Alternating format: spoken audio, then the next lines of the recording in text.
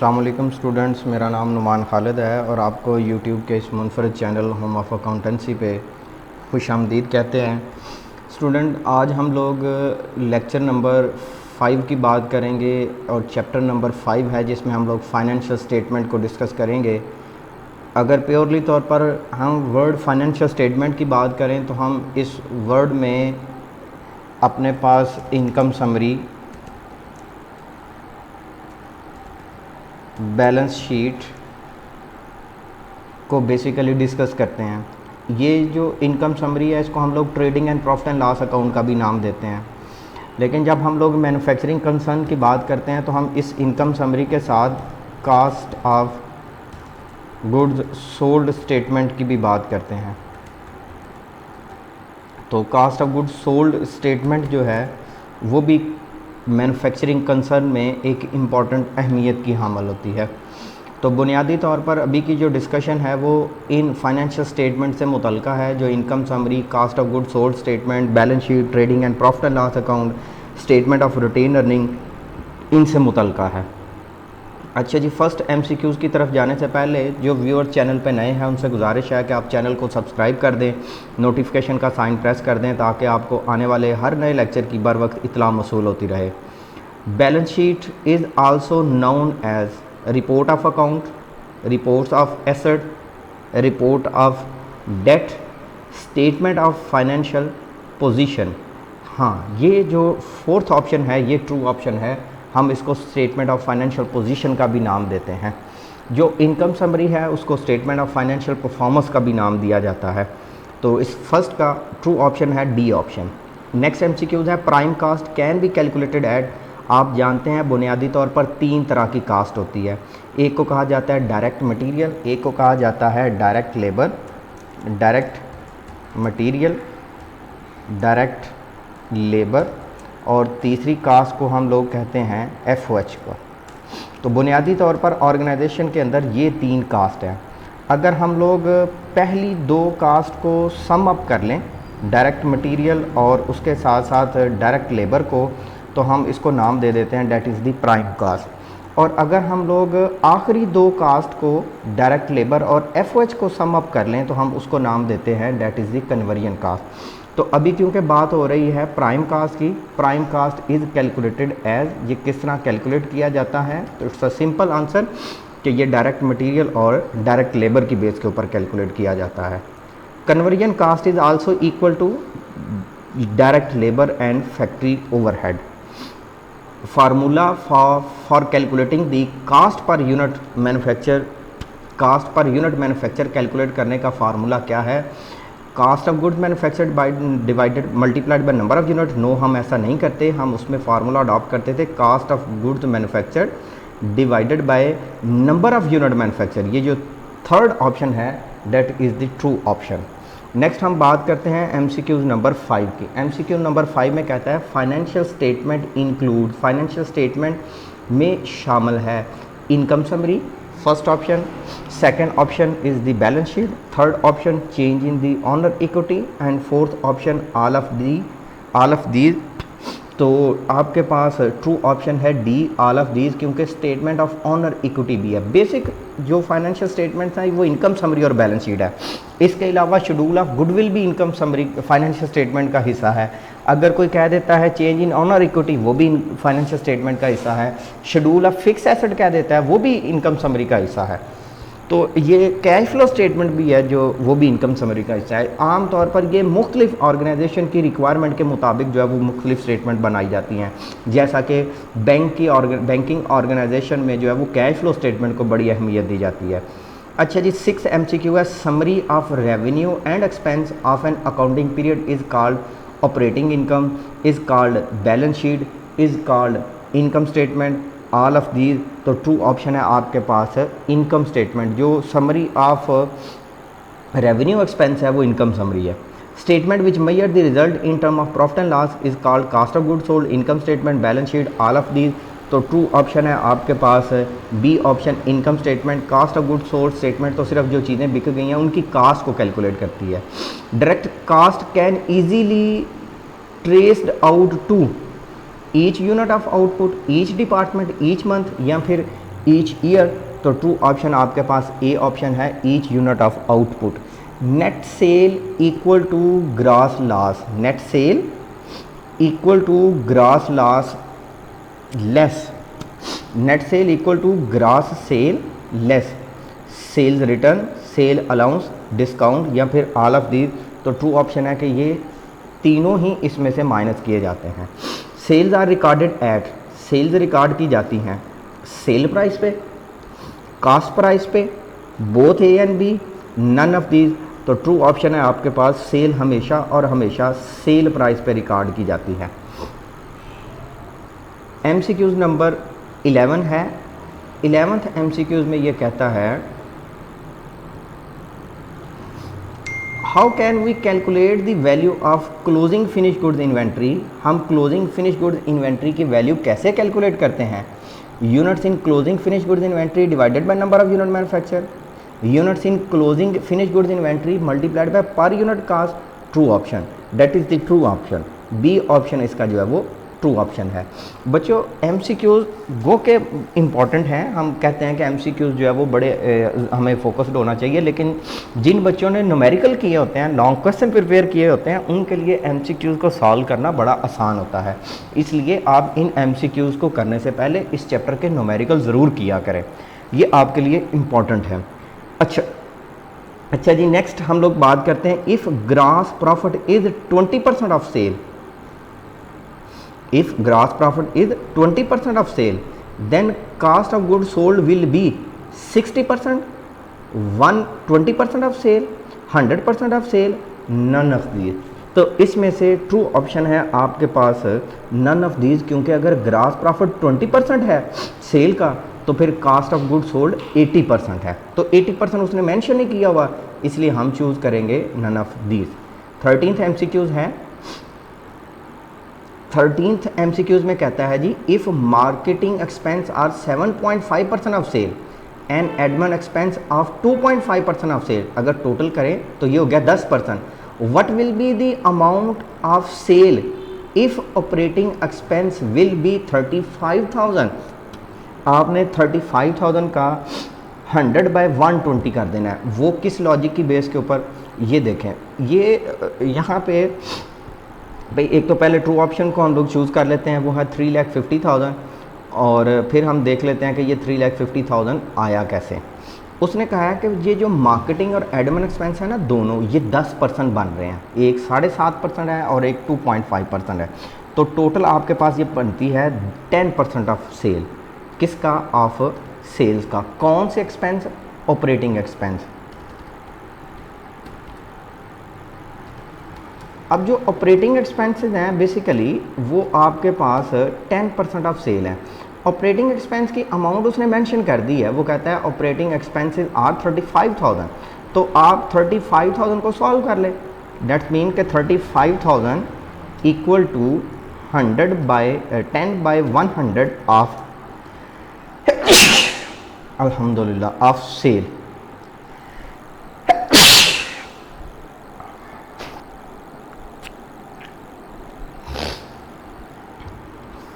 अच्छा जी बच्चों,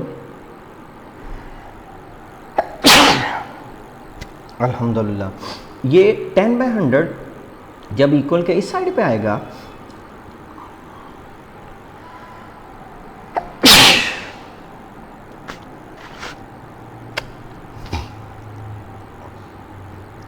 $35,000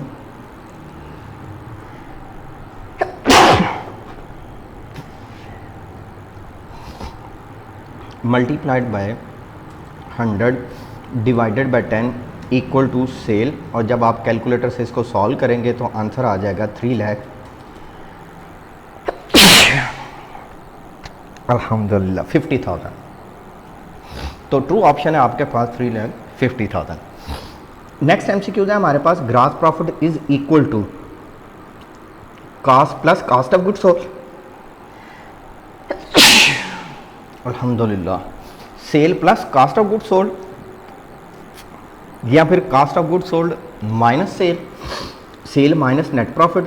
true option है sale minus cost of goods sold. Cost of direct material available for the use is equal to cost of direct material available for use is equal to opening material plus purchase, direct material minus closing, direct material plus closing, both A and C। तो true option आपके पास आएगा first वाला option, वो मुझे ज़्यादा मोतबर लग रहा है, sorry, both A and C। Direct material use अगर हम उसमें से क्लोजिंग ऐड कर दें और ओपनिंग प्लस परचेज ये दोनों अवेलेबल होंगे। Total cost put into process is equal to total cost put into the process equal to prime cost plus factory, direct material direct labour factory overhead, वही बात हो गई क्योंकि प्राइम कास्ट में तो ये दोनों पोर्शन आ जाते हैं plus factory, both A and B. तो ट्रू ऑप्शन है आपके पास both A and B. Next MCQs है जी हमारे पास एमसीक्यूज नंबर 17 एमसीक्यूज में कहता है direct labour is 90% of factory overhead. अगर जो डायरेक्ट लेबर है वो 90% है फैक्ट्री ओवरहेड का, then what will be the percentage of factory overhead. Direct labour is 90% of factory overhead, what will be the percentage of factory overhead? 100%, 10%, 110% या फिर इनमें से कोई भी नहीं। तो ट्रू ऑप्शन है आपके पास ए कि वो 100% है। वो इस वजह से क्योंकि जो चीज़ बेस है ना, जिसकी बेस के ऊपर दूसरी रेशो कैलकुलेट की गई है, वो चीज़ जो है वो 100% होती है। जैसा कि यहाँ पे अगर हम कह देते FOH is 90% of factory overhead, तो फिर लेबर 100% होना था। Operating income can be calculated through 18th MCQ, net sale minus cost of good sold plus operating expense, net income minus cost of good sold minus operating expense. तो C MCQ जो है वो true option है। MCQ number 19, number of unit manufacture can be calculated through unit sold plus units in ending minus units in opening finish goods, ये भी true option है। Unit sold plus unit ending plus unit finish goods, no. Unit sold minus unit closing plus unit beginning, no. तो true option आपके पास 19 का ए ही आएगा कि अगर हम यूनिट सोल्ड में क्लोजिंग और ओपनिंग माइनस कर दें तो हमारे पास नंबर ऑफ यूनिट मैन्युफैक्चर्ड आ जाएगा। What will be the gross profit per unit if total gross profit is 1735250 and the number of unit sold are 12,400। तो आपने इन दोनों को सिंपली डिवाइड कर देना है। डिवाइड करने से जो आपके पास जो है वो आंसर आ जाएगा। ग्रास प्रॉफिट जो है वो टोटल में आपके पास मौजूद है क्वेश्चन में, वो है आपके पास 1732500 और जो नंबर ऑफ यूनिट सोल्ड हैं वो आपके पास है 12400 और सॉल्व करने से आपके पास बी ऑप्शन जो है वो आंसर के तौर पर आता है। If factory overhead is applied 1 lakh and actual factory overhead are 80,000 then we can say it is under applied factory overhead, no variance, over applied factory overhead या फिर none of these. Factory overhead applied जो है वो 1 लाख है और actual कम है, applied ज़्यादा है, इसलिए हम इसको नाम देंगे over applied factory overhead. Over applied का ना एक मुतबादल नाम होता है, उसको हम लोग फेवरेबल ओवरहेड भी कहते हैं और इसका क्रेडिट बैलेंस आता है। अच्छा जी, नेक्स्ट ऑप्शन है जी हमारे पास MCQ नंबर 22 का, if cost of goods sold available for sale. अगर cost of goods sold available for sale 6 lakh है, कास्ट ऑफ गुड्स सोल्ड 492 है, what will be the ending finish goods inventory? आप जानते हैं cost of goods sold minus ending finish goods equal to cost of goods sold है, तो simply आप इन दोनों का डिफरेंस ले लेंगे और डिफरेंस लेने से आपके पास 1 लाख और 8,000 अमाउंट आ जाएगा, वो आपके पास आंसर होगा। तो MCQs को भी सॉल्व करने के लिए आपकी न्यूमेरिकल के ऊपर ग्रिप होनी चाहिए। In cost of goods sold at normal what will be the treatment of under applied factory overhead? Cost of goods sold normal में अंडर अप्लाइड को क्या करेंगे? ऐड कर देंगे। अंडर अप्लाइड ऐड होगा, ओवर अप्लाइड होता तो फिर हम उसको लेस करते। If firm has a cost of opening finish good inventory 15,000, cost of ending finish good inventory 23,000 and cost of goods sold 4,60,000, then what will be the cost of goods manufactured? cost of goods manufactured क्या होगी? अच्छा, इसमें ना एक चीज़ आपने याद रखनी है कि कास्ट ऑफ गुड्स मैन्युफैक्चर्ड का वैसे फॉर्मेट क्या होता है। यहाँ पे लिखा गया होता है जी cost of goods manufactured, then इसमें आप प्लस कर रहे होते हैं ओपनिंग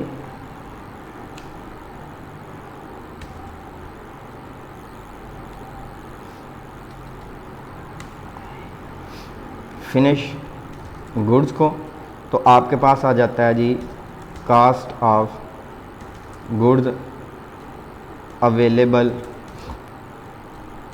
फॉर सेल।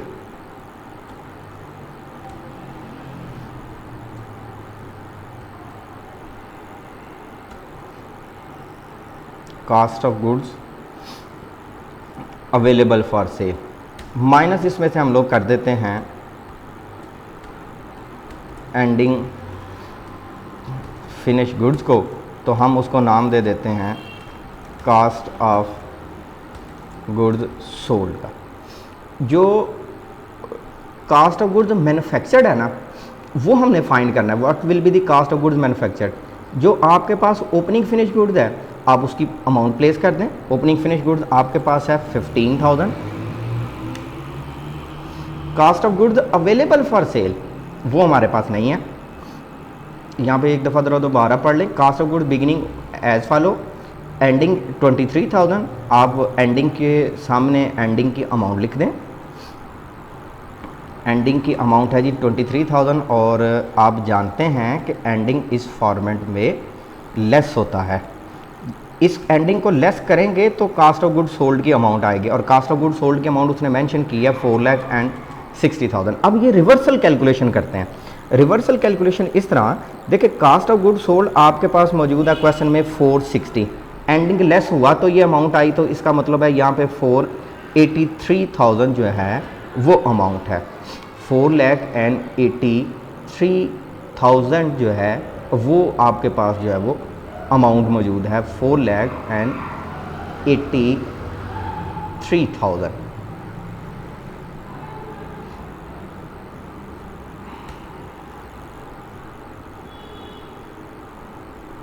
मेरे पास ये अल्फ़ाबेट लैपटॉप का एक्टिव नहीं है, यहाँ से 8 कॉपी कर लेते हैं अभी। तो अमाउंट आ जाती है हमारे पास 483,000। अब ओपनिंग माइनस कर दें इसमें से। अगर आप ओपनिंग माइनस कर देते हैं तो आपके पास आपकी जो है वो रिक्वायर्ड फिगर आ जाएगी, क्योंकि ओपनिंग प्लस हो रहा है। तो आप रिवर्सल कैलकुलेशन कर रहे हैं, तो रिवर्सल कैलकुलेशन में आप उसको लेस करेंगे।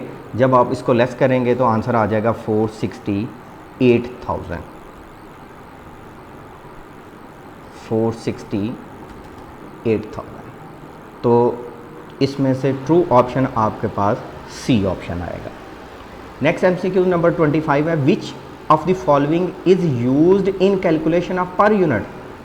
Operating expense, cost of goods sold, cost of goods available for sale, या फिर कास्ट ऑफ गुड्स मैन्युफैक्चर्ड। इनमें से कौन सा यूज़ किया जाता है? तो ट्रू ऑप्शन है आपके पास cost of goods manufactured. while adjusting the under or over applied factory overhead to the entire production, not only CGS, entire production, we shall add or less variance to cost of goods sold, ending work in process and closing true। ये तीनों को charge किया जाता है। अगर entire production का word ना होता तो फिर सिर्फ CGS को चार्ज किया जाता। Carriage outward is added in admin expense, marketing expense, purchase expense and other expense. तो ट्रू ऑप्शन है जी आपके पास option number B, carriage outward जो है वो मार्केटिंग एक्सपेंस में ऐड कर दिया जाता है। इनवर्ड होता तो परचेज में ऐड करते। MCQ number 28, finish goods in inventory increase by will be deducted from the cost of goods manufactured. Yes, true option, that's the true option. Purchase discount loss is added in admin expense, marketing expense, other expenses, या फिर none of these. True option है none of these, क्योंकि वो किसी में add less किया ही नहीं जाता। नेक्स्ट है जी, interest on loan is added in earning before interest and tax. ये जो EBIT है ना, इसको earning before interest and tax कहते हैं, deducted from the EBIT, that is the true option. Next MCQs है जी हमारे पास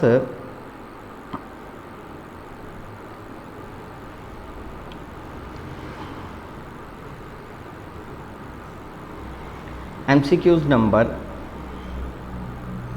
31st. Total work in process is the result of the summation of how many work in process? 1, 2, 3 और 4. तो true option है 3, क्योंकि work in process material, work in process labour, work in process overhead, तो 3 का होता है. Shipping supplies is admin expense added to in factory overhead, marketing expense, या फिर नन ऑफ दी. तो ट्रू ऑप्शन है आपके पास मार्केटिंग एक्सपेंस. ये मार्केटिंग एक्सपेंस में कंसिडर किया जाता है. कौन सा भला? शिपिंग सप्लाईज जो है. नेक्स्ट हमारे पास है if net income is 5 lakh and it's 10% of sale, the amount of sale will be. Sale की अमाउंट होगी, कितनी सेल की अमाउंट होगी? ट्रू ऑप्शन आपके पास आता है 5 मिलियन. कैसे? कि आप नेट इनकम को 100/10 के ऊपर डिवाइड कर देंगे. 5 लाख मल्टीप्लाइड बाय 100/10, तो आपके पास इसका आंसर सॉल्व होकर आ जाएगा. 34 कहता है 3% बॉन्ड रिप्रेजेंट. ये जो 3% है ये सूद का रेट है. 80% of total liability, total liability का 80% है. What will be the amount of interest on the bond payable for the 3 month if the total liability 1 lakh. हमें करना क्या है कि इस 1 लाख को मल्टीप्लाई करना है. किसके साथ? 3% के साथ. मल्टीप्लाइड बाय 3/100 मल्टीप्लाइड बाय 3/12, क्योंकि हमने इसको 1 साल के लिए कैलकुलेट नहीं करना, हमने तो सिर्फ इसको 1 महीने के लिए कैलकुलेट करना है. अगर हम इसको 1 महीने के लिए कुछ इस पैटर्न से कैलकुलेट कर लेंगे 3/100 मल्टीप्लाइड बाय 3/12, तो आंसर सॉल्व होकर आपके पास आ जाएगा 7,50,750. तो इसमें से वो ऑप्शन मौजूद ही नहीं है. तो अगर वो ऑप्शन मौजूद नहीं है तो आपने चूज़ कर देना है नन ऑफ दीज का. अच्छा जी, सॉरी बच्चों, ये ज़रा दोबारा मैं कर लूँ. 3% बॉन्ड में 40% ऑफ लाइबिलिटी. अच्छा जी, इसका 40% है. एक फैक्टर और भी आएगा 40/100 का. पहले हम लोग 1 लाख लेते हैं, इसका 40% लेंगे, मल्टीप्लाइड बाय 3/12 करेंगे,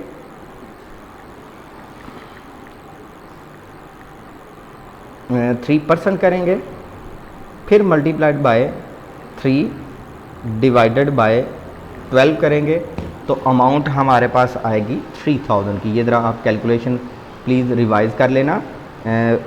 कैलकुलेटर पे टाइप करना 1 lakh multiplied by 40 divided by 100 multiplied by 3 divided by 100 multiplied by 3 divided by 12. Solve करेंगे तो आपके पास अमाउंट आएगी 300 की. तो बी ऑप्शन जो है वो इसका ट्रू ऑप्शन है, जिसमें 300 की वैल्यू कैलकुलेट होकर आती है. अच्छा जी, नेक्स्ट एमसीक्यूज कहता है जी if direct material use is RS 1,60,000, factory overhead is 70% of direct labour cost and total factory overhead is 5 lakh, then what will be the cost of factory overhead. Direct material जो है वो 1,60,000 है. Factory overhead is 70% of direct labour है and the total factory overhead is 5 lakh. जब आप इस factor को solve करेंगे, किस फैक्टर को भला, ये ज़रा देख लें. Then what will be the cost of factory overhead. Factory overhead है 70% of direct labour cost and the total factory cost is 5 lakh.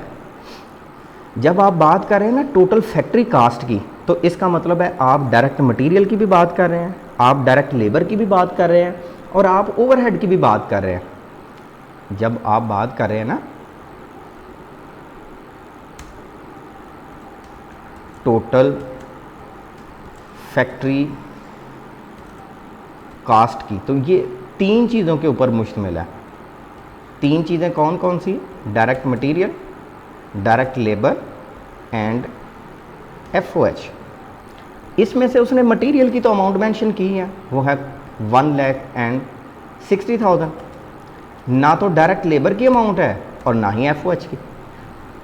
Total factory cast जो है उसको हम लोग सॉल्व कर लेते हैं। टोटल फैक्ट्री कास्ट तो 5 लाख है। अब ये 1,60,000 इधर पॉजिटिव का है, और अगर मैं इसको इधर ले आऊँ, इसको माइनस कर दूँ, तो ये नेगेटिव का हो जाएगा। 1,60,000 जो इस साइड पे पॉजिटिव का है, इधर लाऊं तो नेगेटिव का है। आप इसको सॉल्व करें तो डायरेक्ट लेबर एंड FOH, ये आपके पास दो वैल्यूज़ आएंगी। अच्छा, इन दोनों का डिफरेंस ले लेते हैं। डिफरेंस लेने से आपके पास कुछ इस तरह से अमाउंट आएगी कि अगर आप इसी 5 लाख में से माइनस कर देते हैं 1,60,000, तो आपके पास अमाउंट आ जाएगी 3,40,000। अब ये दो चीज़ों के ऊपर मुश्तमिल है, एक डायरेक्ट लेबर और दूसरी FOH की। अब वो क्वेश्चन में कह रहा था कि factory overhead is 70% of direct labour का। लेट्स सपोज के हमारे पास यही फैक्टर अगर हम सॉल्व करें तो डायरेक्ट लेबर की अमाउंट जो है वो तो है आपके पास X, और FOH जो है वो है 70% ऑफ X, जिसका कोई नहीं, उसका एक अल्लाह होता है। ठीक है, जब आप परसेंटेज ये सॉल्व करेंगे तो ये हो जाएगा 0.70।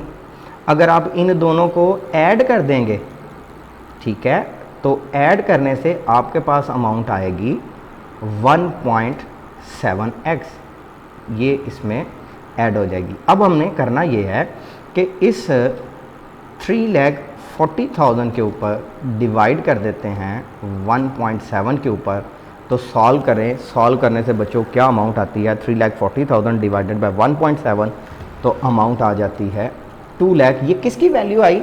X की। और X किसके इक्वल था? लेबर के। हमें फाइंड किसको करना था? FOH को। और FOH की अमाउंट कितनी है? 70% ऑफ लेबर। इसी 2 लाख का 70% ले लेते हैं तो ट्रू MCQs आपके पास आ जाता है 1,40,000। अच्छा जी बच्चों, next MCQ number 36। Per unit cost can be calculated as cost of goods, total cost divided by number of unit sold, cost of goods sold divided by number of unit manufactured, number of units, cost of goods sold, total cost divided by total unit. तो true option है जी आपके पास इसका C, total cost divided by number of unit. अच्छा जी 37 क्या कहता है? Effective overhead is 1 to 5% of the direct labour cost amounted 2,50,000, then what will be direct labour cost. तो डायरेक्ट लेबर कास्ट की अमाउंट कितनी होगी? तो हमारे पास ट्रू ऑप्शन है जी इसका 1,50,000। इसका डिनोमिनेटर ले लेंगे 2,50,000 के ऊपर ही डिवाइड कर देंगे।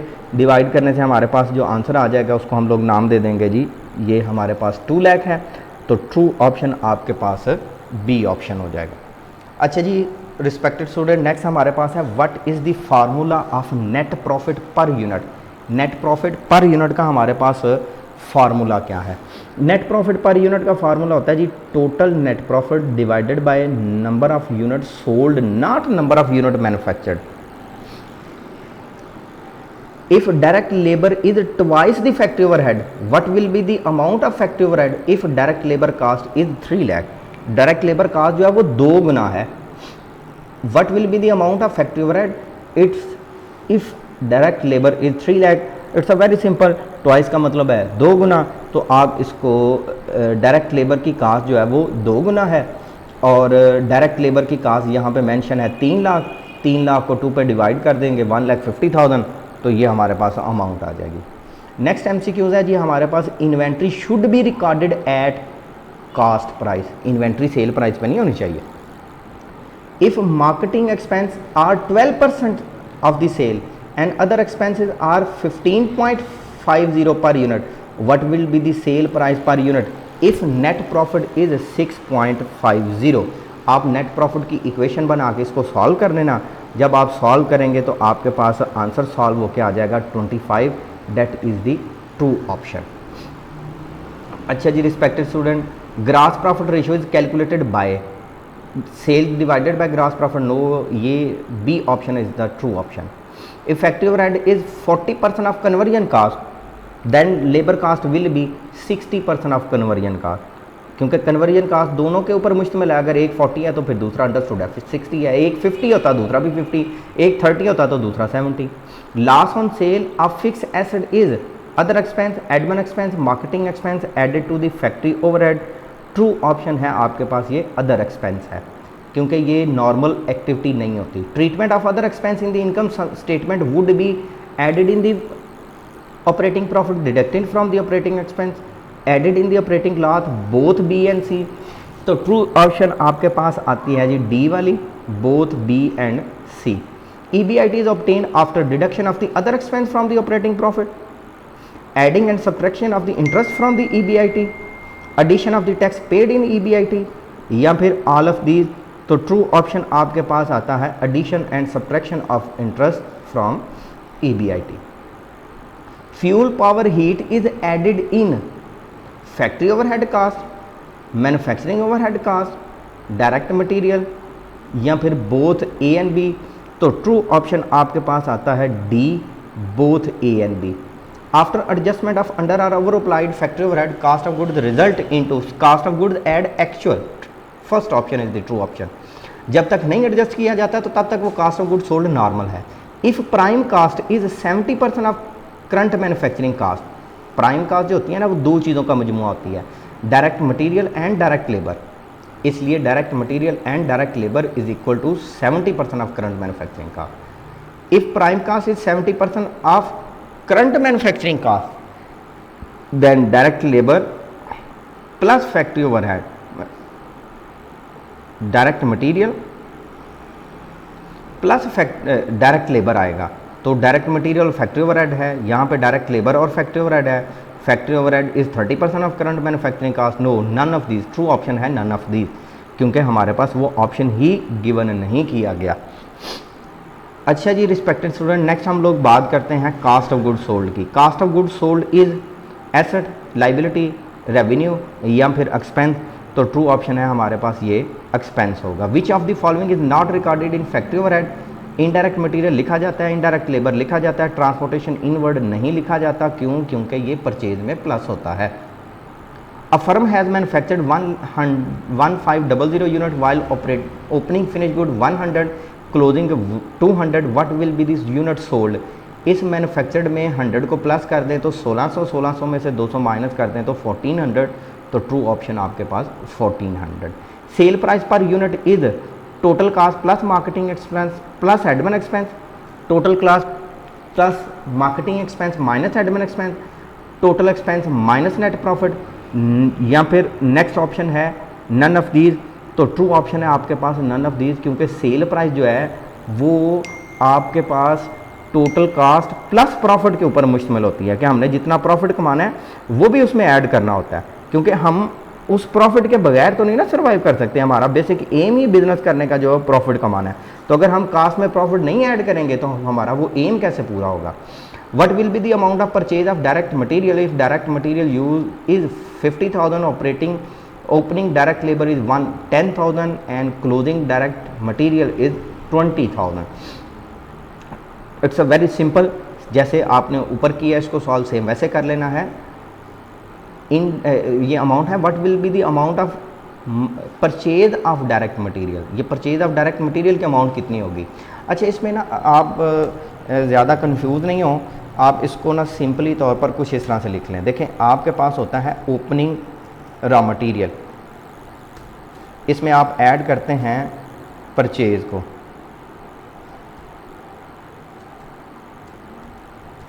तो आपके पास हो जाता है टोटल अवेलेबल. इसमें से आप लोग लेस कर देते हैं एंडिंग को. ओपनिंग रॉ मटेरियल की अमाउंट आपके पास कितनी है, वो है 10,000. रॉ मटेरियल परचेज हमारे पास मौजूद ही नहीं है.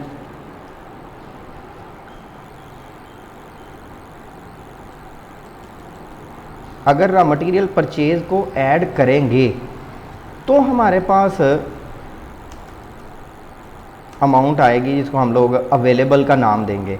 फिर हम लोग एंडिंग को लेस करेंगे तो हमारे पास रॉ मटेरियल यूज़ का ऑप्शन आएगा।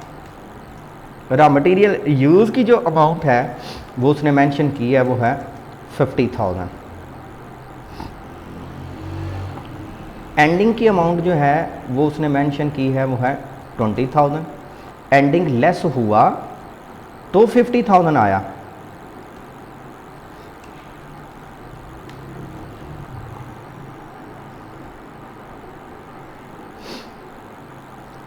अब यहाँ पे इस 20,000 को 70,000 में ऐड करते हैं। 70,000 में ऐड करेंगे तो हमारे पास इसकी अमाउंट आएगी।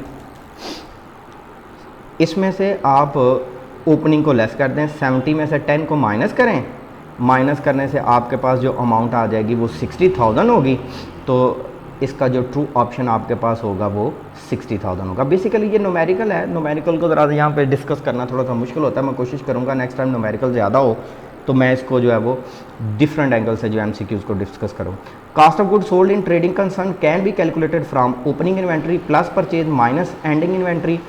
तो ट्रू ऑप्शन भी आपके पास जो है इसका 56 का वो ए ही है, तो ए ही आपके पास ट्रू ऑप्शन के तौर पर आएगा। If operating expense 70,000 and admin expense are 20,000 then what will be the amount of marketing expense. Operating expense 70 हैं, एडमिन 20 हैं, what will be the amount of marketing expense. Marketing expense की amount कितनी होगी, आप इन दोनों का डिफरेंस ले लें। टोटल इन दोनों को मिलाकर बनता है मार्केटिंग और एडमिन एक्सपेंस, दोनों मिलाएं तो ऑपरेटिंग है। तो 70 में से 20 को सब्ट्रैक्ट कर दें तो बाकी रह जाता है 50, that is the true option. Next MCQs है जी हमारे पास। If material cost 3,50,000 proceeding year and material cost and reduce by the 20%, what will be the new material cost. Very simple, 3,50,000 का 20% 70,000 आता है। 70,000 इसी में से माइनस कर दें तो अमाउंट आ जाती है 2,80,000, that is the true option. Product cost are direct material, direct labour, factory overhead, all of these, that is the true option. Last point है जी हमारे पास, period cost are both B and C, marketing expense, admin expense या फिर cost of good sold. तो आपके पास A option true option है जिसमें वो कहता है मार्केटिंग एक्सपेंस भी पीरियड कास्ट है और एडमिन एक्सपेंस भी पीरियड कास्ट है। रिस्पेक्टेड स्टूडेंट, ये था हमारा आज का लेक्चर। अगर आपको इन्हीं नोट्स की फ्री ऑफ कास्ट कॉपी चाहिए हो तो आप मेरे इस व्हाट्सअप नंबर के ऊपर जो है वो टेक्स्ट करें। टेक्स्ट करने से पहले आपसे गुजारिश है कि आप अपना नाम, आप अपना इंस्टीट्यूशन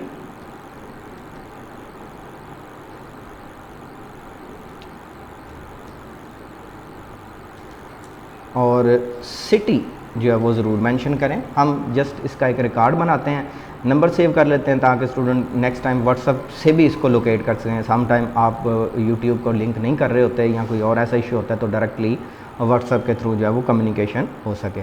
अपना बहुत सा ख्याल रखिएगा, दुआ में याद रखिएगा। अल्लाह हाफ़िज़।